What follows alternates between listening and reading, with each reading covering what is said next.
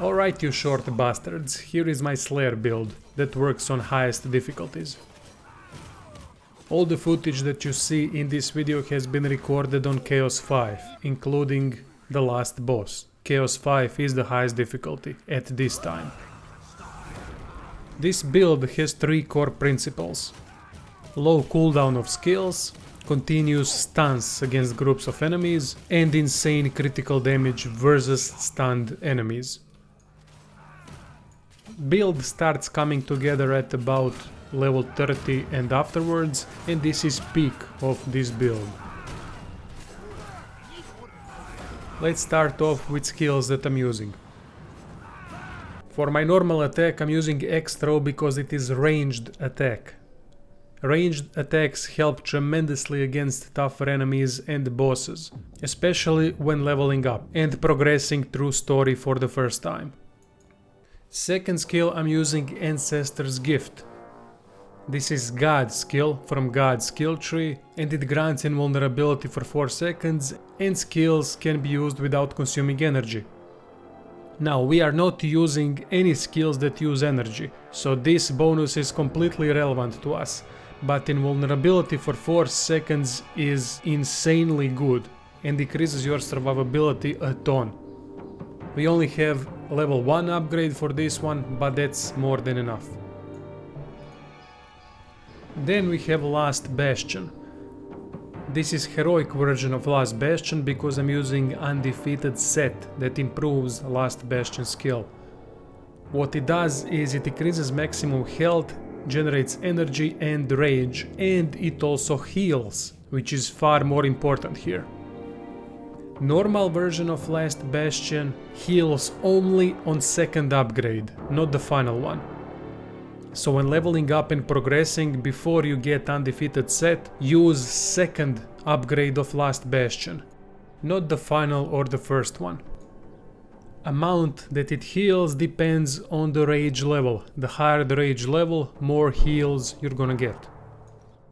With this cooldown reduction setup that I'm doing for this build, Last Bastion can be used to grant rage so that you have it all the time without ever disappearing.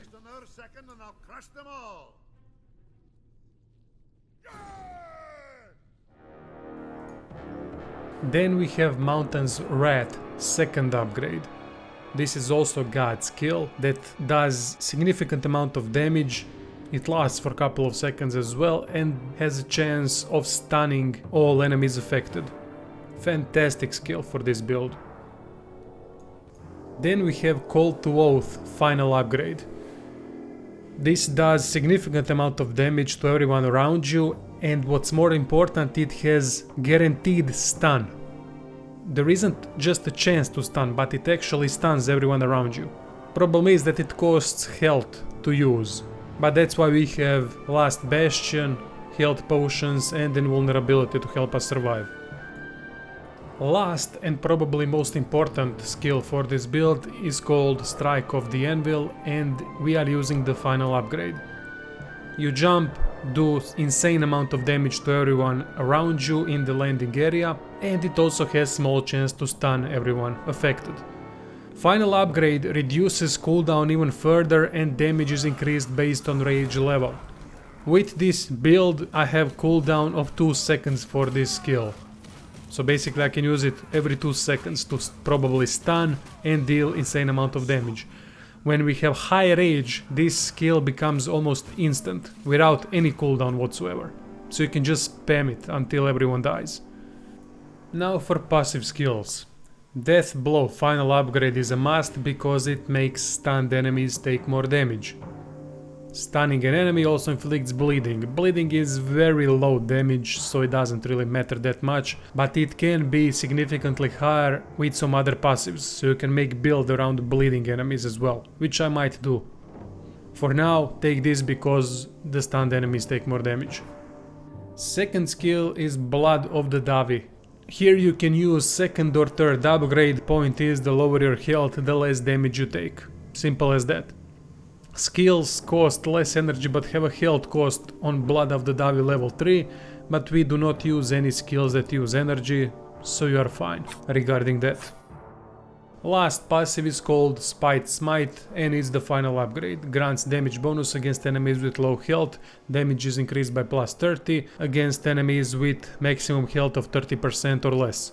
This skill comes from God's Tree and it is simply amazing in finishing off low health enemies. Now we are going to take a look at God's skill tree. Do it exactly like I did in order to get the best benefits for this particular build. On the handle of the X, which is this straight line that goes down, go all the way down to last skill, but do not purchase the last skill. Instead, get to this little dot that grants 2% cooldown reduction that is before the last skill. Handle of the X, which is this straight line, grants 8% cooldown reduction, and that is highly important for this build. That is why we are going down this road.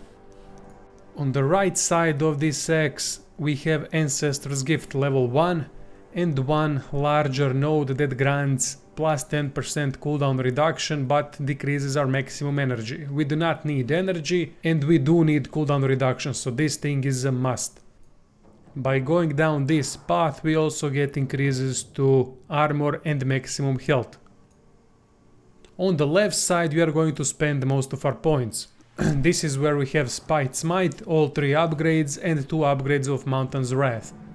Copy paste this path that I'm using here and you're gonna spend all the points exactly like you should. It means you're gonna get this larger node that increases critical damage by plus 25%. You're gonna get 2 upgrades of Mountain's Wrath and 3 Spite Smite. Next to that we get also bonuses to damage done and more bonuses to critical damage. Your last point that is at level 50 is going to be used on Spite Smite Mastered, which is the final upgrade of Spite Smite. Now for the set that I'm using. Before you get to these red sets, doesn't matter what set you are using because it is more important to use equipment that gives more stats than to try to match a set. So focus only on sets when you get to the end game and to red sets. I'm using set called Undefeated because rage damage bonuses are increased by plus 80%.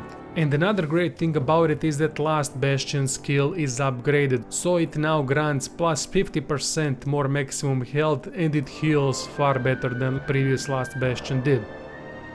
It also does not cost any skill points to equip, meaning you're gonna have enough points to put Spite Smite final upgrade into the passive skills. One weapon that I'm using is called Victor's Tribute. When rage is active, damage taken is increased by 20%, which is not good, but damage dealt is increased even more, which is by 50%. Second one that I'm using is called Heart Seeker. Stunned enemies take more damage from critical hits, plus 200% more critical hit damage. That's insanity. As for rings, I'm using Gromlir's Ring that, upon striking enemy with critical hit, has chance to grant damage reduction for few seconds. Completely opposite ring on the other side called Siegebreaker Ring that, when performing critical hit, has a chance to grant damage bonus for few seconds. There is also a third ring that has the same function like these two, but it grants cooldown reduction. It's called Fiery Ring, something like that. That is also an option if you can't get one of these two. Or you can replace one of the two that I'm using with that one. That's also perfectly viable.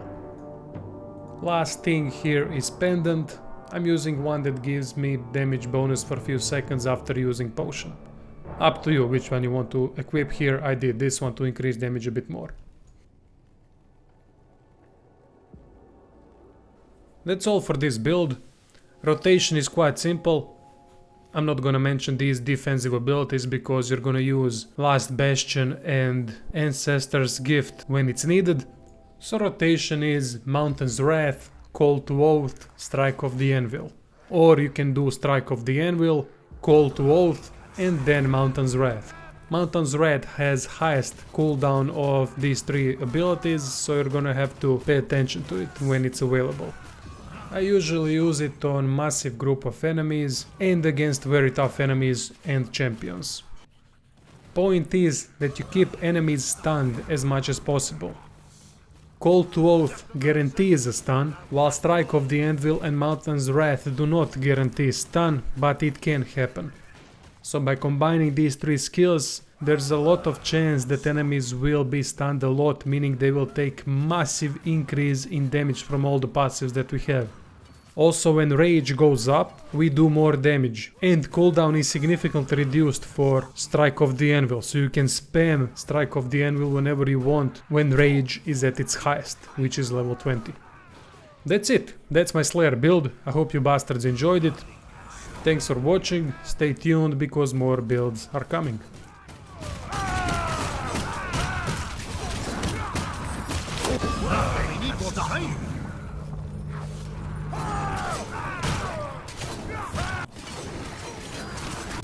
Just another second and I'll crush them all!